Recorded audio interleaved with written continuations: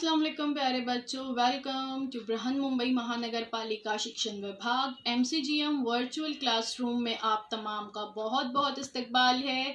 और जैसे कि आपको पता है कि स्कूल्स हमारे फिलवक्त बंद हैं, लेकिन तालीम का सिलसिला रुका नहीं है, थमा नहीं है। और जो है हम आपके सामने रोज़ ब रोज़ जो है नए नए लेक्चर्स के साथ जो है हाजिर होते हैं। तो वैसे ही आज का हमारा एक नया इंटरेस्टिंग सेशन लेकर हम आए हैं आपके साथ, और मैं हूं आपकी मौलमा शेख ज़रीन सबा। तो चलिए शुरुआत करते हैं हमारे आज के सेशन की।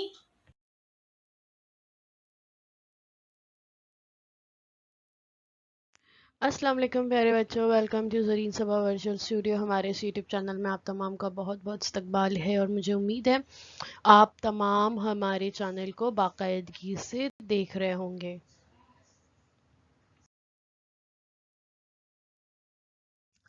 तो आज हम देख रहे हैं आपका टॉपिक हमारे इस्तेमाल के मादे substances in our daily use. ये इस टॉपिक का पार्ट 2 है। पार्ट 1 हमारे यूट्यूब चैनल पर अवेलेबल है, आप वहाँ से उसे देख सकते हैं।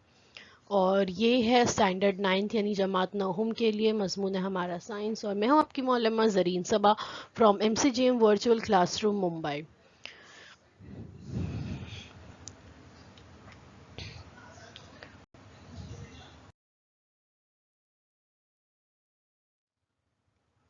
स्कूल बंद है लेकिन तालीम का सिलसिला जारी व सारी रहे, इसलिए हम हर रोज़ एक नए वीडियो के साथ आपके सामने हाजिर होते हैं।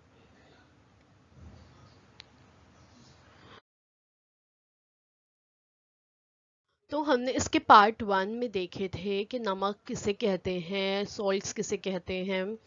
और हमने ये भी देखे थे कि मुरक्कबात जो होते हैं वो दरअसल 3 किस्म के होते हैं। एसिड होते हैं, बेस होते हैं या सॉल्ट होते हैं। जिसमें H+ आयन पाए जाते हैं वो होते हैं एसिड्स, जिसमें OH- आयन पाए जाते हैं वो होते हैं बेस या असास, और जिनमें H+ और OH- आयन नहीं पाए जाते वो होते हैं सॉल्ट या नमक जिसे कहते हैं। इस तरह एक ही किस्म के मस्बत और मनफी आयन इसमें पाए जाते हैं और इसको नमक कहते हैं। और इसकी एक बहुत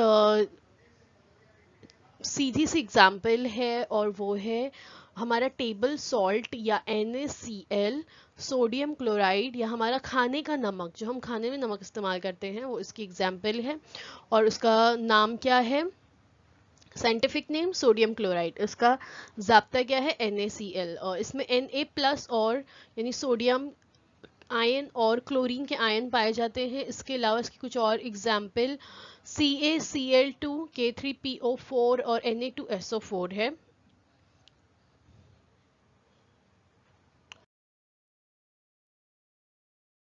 सोडियम क्लोराइड आम नमक, NaCl टेबल सॉल्ट जिसे हम कहते हैं, इसके बारे में भी हमने लास्ट वीडियो में मालूमात हासिल किए थे। और हमने देखे थे कि सोडियम हाइड्रोक्साइड और हाइड्रोक्लोरिक एसिड के आबी महलूलों की अमल तादील से सोडियम क्लोराइड तैयार होता है। ये नमक जो है मोतदिल होने की वजह से इसके आबी महलूल की pH कदर 7 है। ये भी हम पहले पढ़ चुके हैं। फिर हम देखे थे सोडियम बाइकार्बोनेट यानी खाने के सोडा। इसके बारे में NaHCO3 इसको कहते हैं। और सफ़ेद गैर कलमी सफूफ नुमा सोडे को बेकिंग सोडा भी कहते हैं और इसका कीमियाई नाम जो है सोडियम बाइकार्बोनेट है और इसका सालवी ज़ाब्ता NaHCO3 है। इतना हम लास्ट वीडियो में देख चुके हैं और इनके ख़ास और इस्तेमाल भी हमने लास्ट वीडियो में देखे थे। आज हम इससे आगे देखेंगे।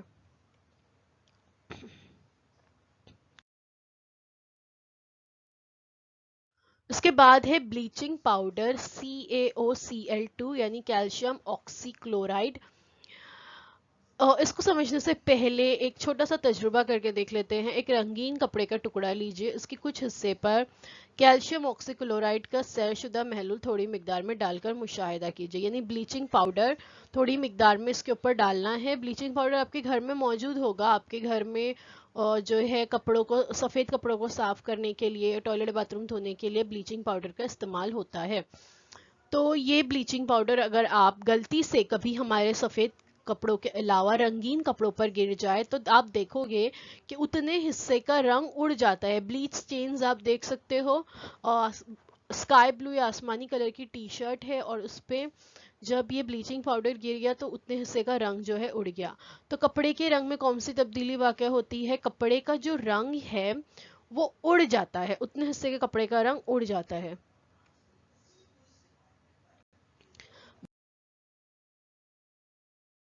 इसमें नल के पानी से एक मखसूस किस्म की तेज बू आती है ना? आपको इसका तजुर्बा हुआ होगा। बिल्कुल वैसे ही तैरने के तालाब के पानी में भी इसी तरह की बू होती है। जो स्विमिंग पूल्स होते हैं और वहाँ पर भी इस तरह की बू आती है। इसके अलावा आप लोगों अगर मुख्तलिफ किस्म के जो वाटर पार्क्स होते हैं, वाटर पार्क में भी जब आप जाते हो तो वहाँ के पानी में भी इस तरह की बू आती है। तो ये बू किसकी है? ये बू जो है क्लोरीन की होती है। ये बू पानी के जरासीम के खात्मे के लिए इस्तेमाल शुदा क्लोरीन गैस की होती है। क्लोरीन गैस तेज तकसीदी आमिल होने की वजह से जरासीम का खात्मा होता है और ब्लीचिंग का अमल रोनुमा होता है। Chlorine is a bleaching agent that's used to purify water, but too much is dangerous for us. हम जो पीने का पानी भी इस्तेमाल करते हैं तो बारिश के दिनों में इसमें जो म्यूनसिपैलिटी होती है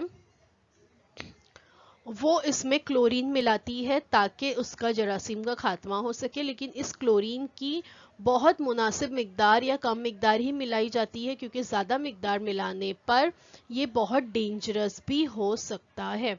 और इसके अलावा स्विमिंग पूल्स में, वाटर पार्क्स वगैरह में, तैरने के तालाब में ख़ास तौर पर क्लोरीन मिलाई जाती है और क्लोरीन गैस की तकसीद होती है और ब्लीचिंग का अमल रोनुमा होता है।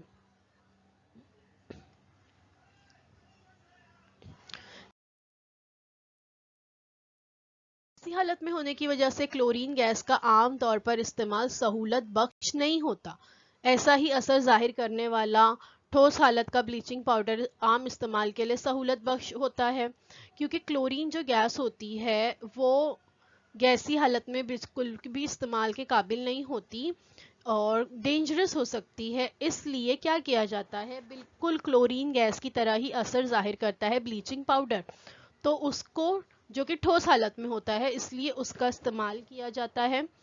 फिजा की कार्बन डाइऑक्साइड की वजह से ब्लीचिंग पाउडर की आहिस्ता आहिस्ता तहलील होकर क्लोरीन गैस आज़ाद होती है और इस खारिज शुदा क्लोरीन की वजह से ब्लीचिंग पाउडर को उसकी खुसूसियत हासिल होती है। और ब्लीचिंग पाउडर आप यहाँ पे इसका एक पैकेट देख सकते हैं। आपके घरों में भी ब्लीचिंग पाउडर मौजूद होता है। CaOCl2 इसका कीमियाई ज़ाब्ता है, प्लस ये किससे मिलता है? CO2 यानी हवा की कार्बन डाइऑक्साइड से। और इस दौरान क्लोरीन गैस Cl2 आज़ाद होती है। कैल्शियम हाइड्रोक्साइड के साथ क्लोरीन का तामुल होकर ब्लीचिंग पाउडर तैयार होता है।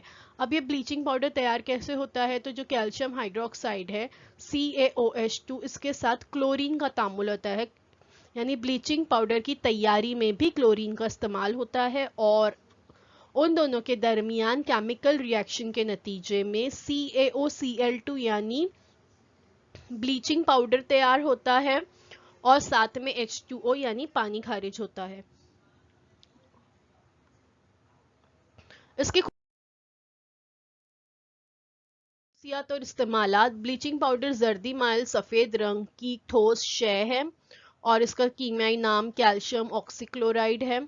इसमें से बहुत ज़्यादा क्लोरीन की बू आती है, बहुत स्ट्रॉन्ग होता है। देखिए अगर आपने देखा होगा कि ये ब्लीचिंग पाउडर वगैरह घर में भी आपकी अम्मी बाथरूम या टॉयलेट साफ़ करने के लिए जब ब्लीचिंग पाउडर को छिड़कते हैं तो नाक में जो है बहुत तेज़ लगता है, बहुत तेज़ बू आती है, हलक में चरचराहट महसूस होती है। और इसका इस्तेमाल पानी की सफाई के मरकज़ में पीने के पानी ने तैरने के तालाब को जरासीम से पाक करने के लिए भी किया जाता है। आपके घर में जो पानी की सफाई का जो मरकज़ है, आपके घर में नहीं, सॉरी, आपके घर में जहाँ से पानी आता है, जिन मराकज़ से आपके घर में पानी सप्लाई किया जाता है, वाटर सप्लाई होता है, वहाँ पर पीने के पानी की सफाई के लिए इसका इस्तेमाल होता है। इसके अलावा जैसे मैंने बताया स्विमिंग पूल के लिए इसका इस्तेमाल होता है, उसके पानी को साफ़ करने के लिए इसका इस्तेमाल होता है। इसके अलावा इस तरह की जो टाँकी होती है पानी की, सिंटेक्स वगैरह की जो टाँकियाँ होती है, इसको साफ़ करने के लिए भी क्लोरीन का इस्तेमाल होता है। कपड़ों के रंग को ज़ाय करने या उड़ाने के लिए भी इसका इस्तेमाल होता है। नीचे आप टी शर्ट देख सकते हैं।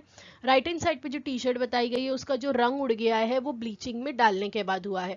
तो आजकल इस तरह की बहुत सारी DIY वीडियोस आप लोग देखते हैं ना, कि आप किस तरह से पुराने कपड़ों को कुछ नया करके नए तरीके से आप पहन सकते हैं। तो उस DIY इस तरह के वीडियोस में आपने ज़रूर देखा होगा इस तरह से कपड़ों के रंग उड़ाए जाते हैं। तो ये भी ब्लीचिंग पाउडर की मदद से किया जाता है।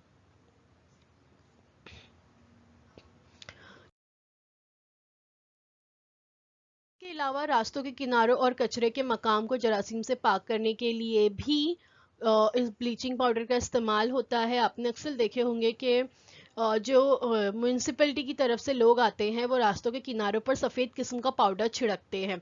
उमूमन बारिश के दिनों में ऐसा किया जाता है, या बारिश होने के बाद इस तरह से छिड़का जाता है ताकि जरासीम से पाक रखा जा सके उस जगह को। हल्का सल्फ्यूरिक एसिड और हल्का हाइड्रोक्लोरिक एसिड के साथ ब्लीचिंग पाउडर के साथ तेज अमल होकर क्लोरीन गैस जो है मुकम्मल तौर पर आज़ाद होती है। कैल्शियम हाइपोक्लोराइट का कार्बन डाइऑक्साइड के साथ तामुल होकर कैल्शियम कार्बोनेट और क्लोरीन तैयार होता है। तो ये जो क्लोरीन गैस है ये तैयार होती है उमूमन जब ब्लीचिंग पाउडर जो है अमल करता है किसके साथ, हल्का सल्फ्यूरिक एसिड के साथ या हल्का हाइड्रोक्लोरिक एसिड के साथ या कैल्शियम हाइपोक्लोराइट के साथ।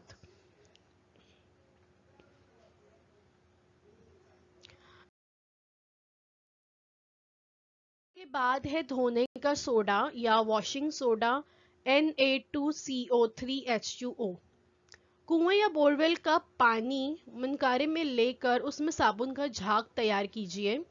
बाद में उसमें 1 चमचा धोने का सोडा मिलाइए और दोबारा साबुन का झाग तैयार कीजिए।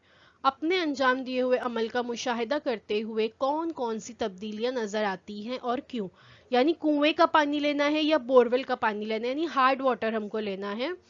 और हार्ड वाटर या कसीफ पानी जो इसको कहते हैं उसमें जब हम साबुन का झाग तैयार करते हैं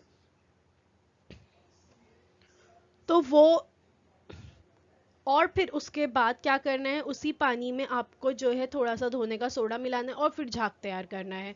और दोनों में हम फ़र्क देखेंगे क्योंकि कुएं और बोरवेल का कसीफ पानी धोने का सोडा डालने पर लतीफ़ हो जाता है, ठीक है। तो पानी पर जमने वाले झाग से ये वाज़ह होता है। कैल्शियम और मैग्नीशियम के क्लोराइड और सल्फेट जैसे नमकियात की मौजूदगी की वजह से पानी कसीफ होता है। जो कुएं का पानी होता है या बोरवेल का पानी होता है उसमें कैल्शियम और मैग्नीशियम के क्लोराइड होते हैं और सल्फेट जैसे नमकियात मौजूद होते हैं जिसकी वजह से वो पानी हार्ड वाटर या कसीफ पानी कहलाता है। ऐसा पानी लतीफ़ और काबिल इस्तेमाल बनाने के लिए Na2CO3 का इस्तेमाल किया जाता है। इस अमल के ज़रिए सोडे के साथ तामुल होकर मैग्नीशियम और कैल्शियम के गैर हल पजीर कार्बोनेट नमक तैयार होकर झाग के ज़रिए पानी से बाहर खारिज होते हैं। यानी जब हम पानी में धोने का सोडा मिलाते हैं तो ज़्यादा झाग तैयार होगा, और जब आप सिर्फ कुएं के पानी में या बोरवेल के पानी में साबुन का झाग तैयार करेंगे तो वो कम होगा। लेकिन अगर आप धोने का सोडा मिलाएंगे तो ज़्यादा झाग तैयार होगा क्योंकि उस झाग के ज़रिए जो मैग्नीशियम और कैल्शियम के गैर हलपजीर कार्बोनिक नमक जो होते हैं वो पानी से बाहर खारिज हो जाते हैं। देखिए यहाँ पे बताया गया है magnesium chloride MgCl2 plus Na2CO3 यानी वॉशिंग सोडा धोने का सोडा, और इस दौरान क्या हो रहा है MgCO3 मैग्नीशियम और कैल्शियम के क्लोराइड गैर हलपजीर कार्बोनिक नमक तैयार होते हैं यहाँ पर, और NaCl सोडियम क्लोराइड जो है यहाँ पे तैयार होता है। और इस तरह से क्या होता है, पानी जो है वो लतीफ हो जाता है।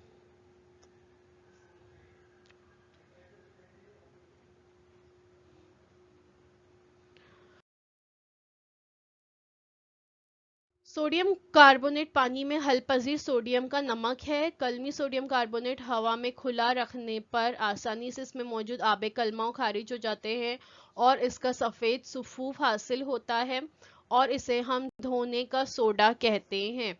देखिए तस्वीर में आप देख सकते हो चिकना होता है, इस तरह से पाउडर फॉर्म में होता है धोने का सोडा। और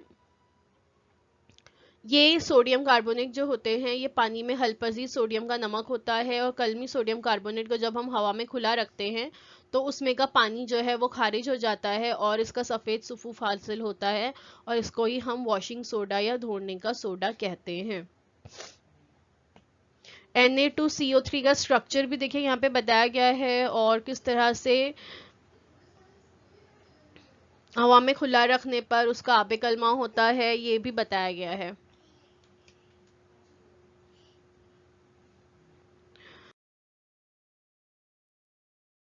इसकी खुसूसियत और इस्तेमाल अब क्या क्या है, धोने का सोडा कहाँ इस्तेमाल किया जाता है। कमरे के दर्जे हरारत पर धोने का सोडा खाकस्तरी और बेबू सफूफ होता है। इसके आबी महलूल में लिटमस का रंग जो है वो नीला हो जाता है।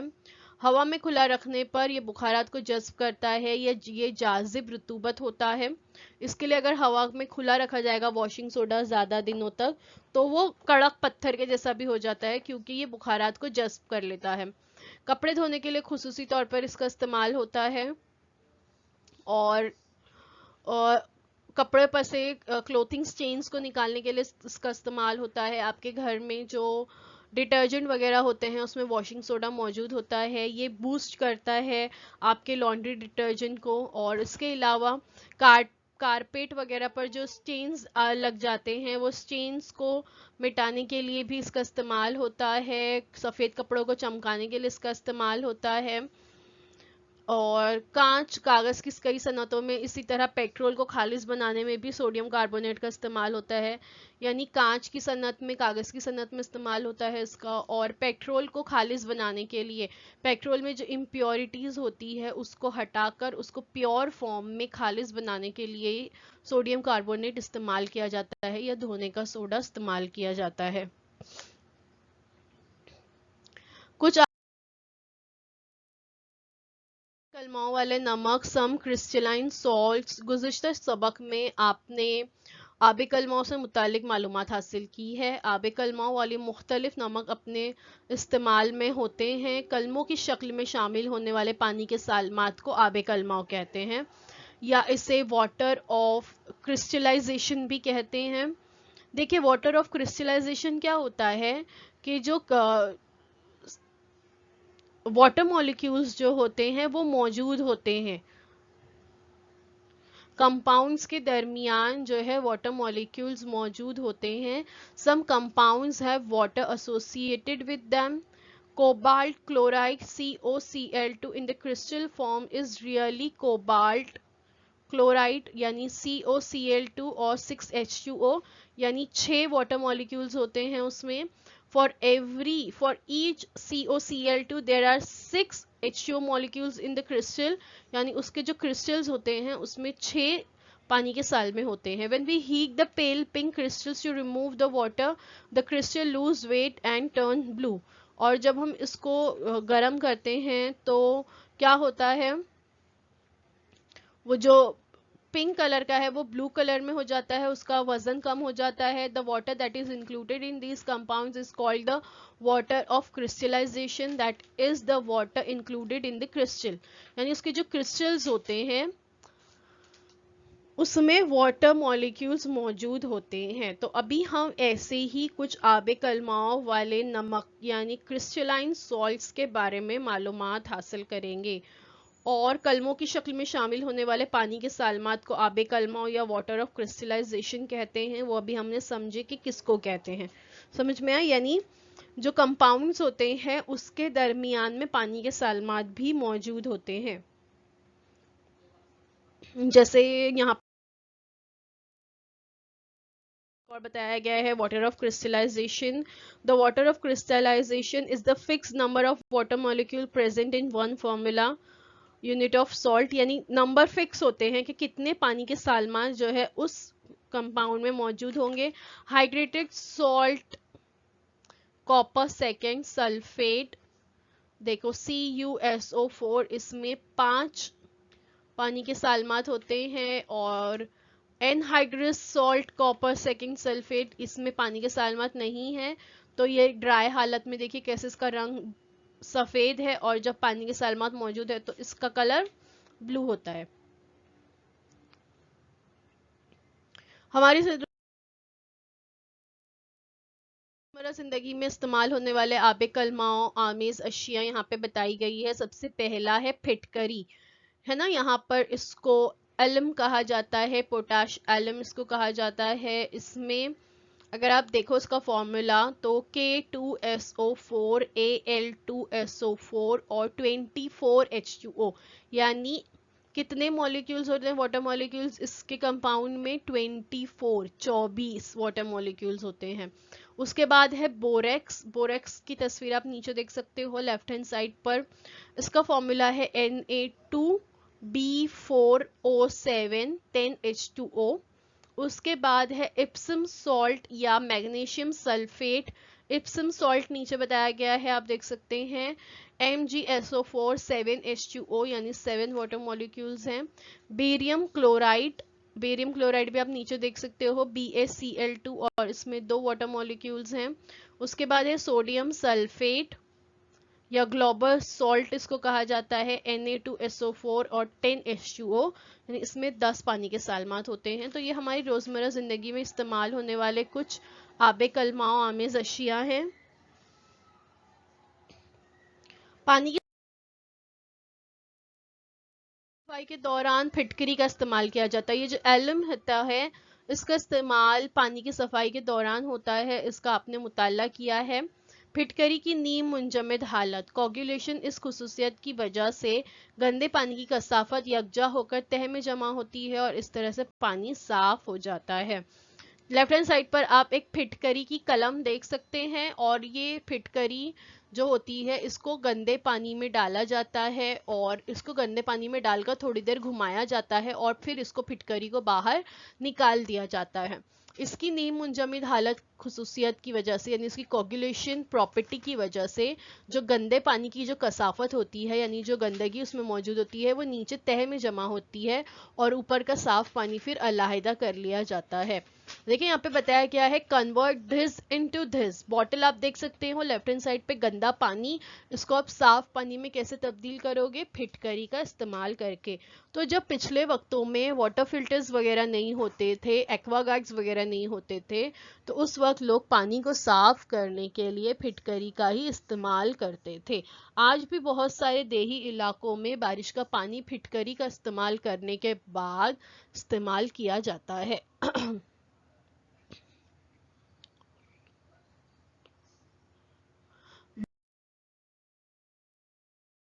वैसे ही होता है नीला तूतिया या कॉपर सल्फेट।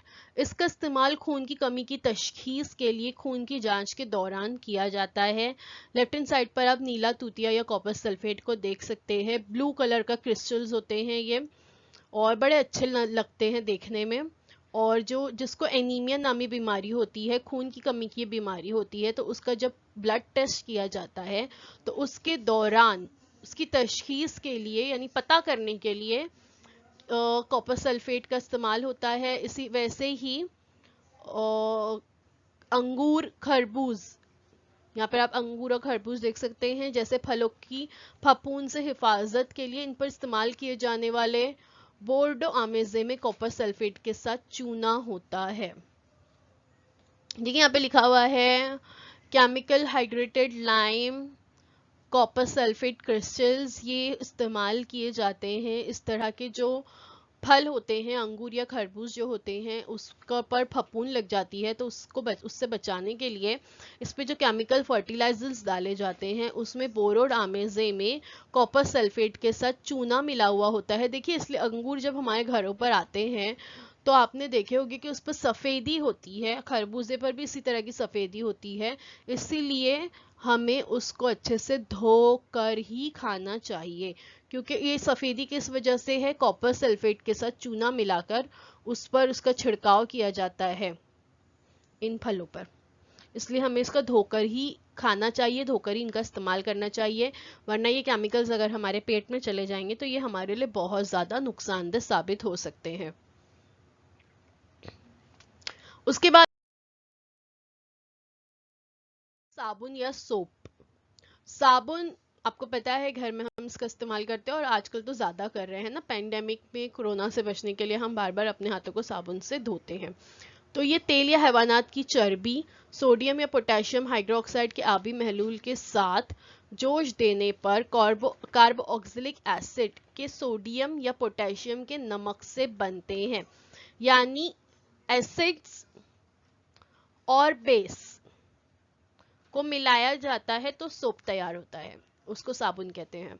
कसीफ पानी में साबुन मिलाने पर साबुन से सोडियम का हटा होकर कैल्शियम और मैग्नीशियम के नमक तैयार होते हैं। नमक पानी में गैर पजीर होने की वजह से जो है झाग तैयार होता है।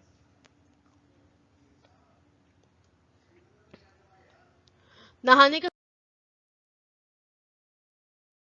कपड़े धोने के साबुन का फर्क लिखकर जदौल मुकम्मल करना है आपको सिर्फ एक एग्जाम्पल दी हुई है यहाँ पर, बाकी के एग्जाम्पल आपको खुद लिखनी है। नहाने का साबुन जो है आला मेयार की चर्बी और तेल इस्तेमाल इसमें किया जाता है। कपड़े धोने के साबुन में अदना मेयार की चर्बी और तेल का इस्तेमाल किया जाता है। देखिए इसीलिए जो नहाने के साबुन होते हैं जब हम उससे हाथ मुंह धोते हैं तो हमें सॉफ्टनेस लगती है ना, क्योंकि अच्छी किस्म के तेल और चर्बी का इस्तेमाल होता है, इसलिए हमारी स्किन सॉफ्ट लगती है। जबकि कपड़े धोने के साबुन से कभी अगर हम हाथ धो लेते हैं तो हमारा हाथ जो है कड़क लगने लगते हैं। तो ये हार्डनेस क्यों आती है, क्योंकि इसमें हल्की क्वालिटी के चर्बी और तेल का इस्तेमाल होता है।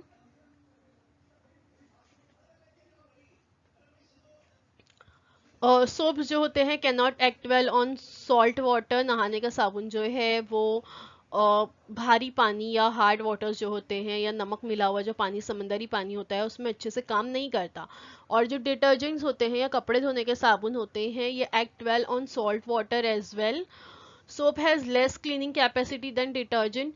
सोप जो हमारे जिस्म को हम नहाने के लिए इस्तेमाल करते हैं इसमें क्लीनिंग कैपेसिटी कम होती है, लेकिन ये जिस्म को क्या करता है, मुलायम बनाता है। जबकि detergent has more cleaning capacity than salt. कपड़े धोने के साबुन में डिटर्जेंट में क्लीनिंग कैपेसिटी ज़्यादा होती है। सोप इज सोडियम और potassium salt of long carbon chain fatty acids. साबुन जो होते हैं वो क्या होते हैं, सोडियम और पोटेशियम सॉल्ट के लॉन्ग कार्बन चेन के फैटी एसिड से बने होते हैं। जबकि डिटर्जेंट्स जो होते हैं is sodium salt of long carbon benzene sulphuric acid से ये बने होते हैं।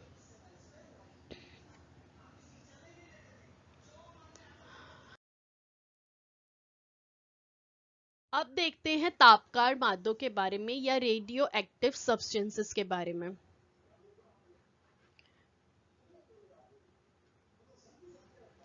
यूरेनियम, थ्योरियम, रेडियम जैसे ऊंचे जौहरी अदद वाले अनासिर में गैर मरई इंतहाई तेज और ऊंचे दर्जे की शुआएं खुद खारिज होने की खासियत को ही शुआओं का बिखराव या नूर अफगनी या रेडिएशन इसको कहते हैं।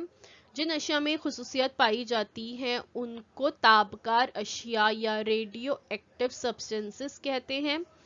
तापकार अनासिर के जौहरी मरकज गैर कयाम पजीर होते हैं। तापकारी जौहरी मरकज से होती है।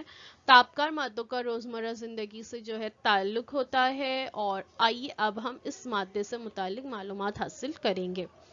तो ये कौन कौन से मादे हैं, थ्योरियम है, रेडियम है, प्लूटोनियम है और यूरेनियम है।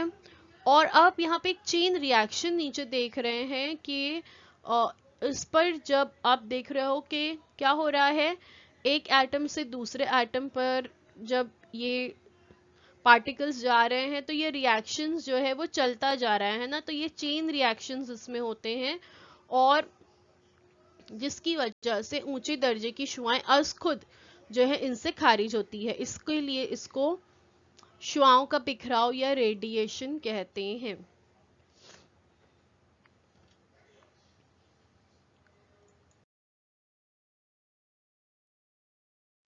तो रेडियो एक्टिव सब्सटेंसेस क्या होते हैं और इनकी इजाद किस तरह से हुई इसके बारे में हम इंशाल्लाह नेक्स्ट वीडियो में मालूमात हासिल करेंगे। आज के लिए बस इतना ही। Thank you so much for watching. उम्मीद है जो कुछ आपको बताया गया होगा वो आपको अच्छी तरह से समझ में आया होगा। अगर आपके कोई सवाल हैं तो आप हमें कमेंट सेक्शन में पूछ सकते हैं।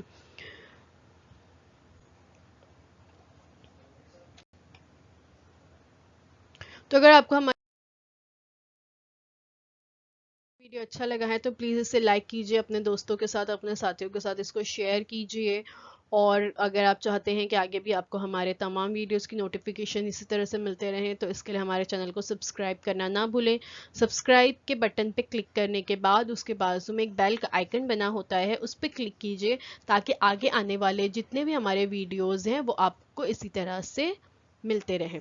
तो अगले हफ्ते इसके पार्ट 3 के साथ मुलाकात होती है। अल्लाह हाफिज़। तो बच्चों, मुझे उम्मीद है जो कुछ आज आपको पढ़ाया गया वो आपको अच्छी तरह से समझ में आया होगा। और अगर आपको नहीं समझ में आया है तो हमारा ये वीडियो यूट्यूब पर भी अवेलेबल है, आप इसे दोबारा से जो है देख सकते हैं। और अपने साथ जो है अपनी टेक्स्ट बुक ज़रूर रखिए ताकि आपको जो है तमाम पॉइंट्स अच्छी तरह से समझ में आए। तो अब आप लोगों से इंशाल्लाह अगले हफ्ते एक नए वीडियो में मुलाकात होती है। अल्लाह हाफिज़।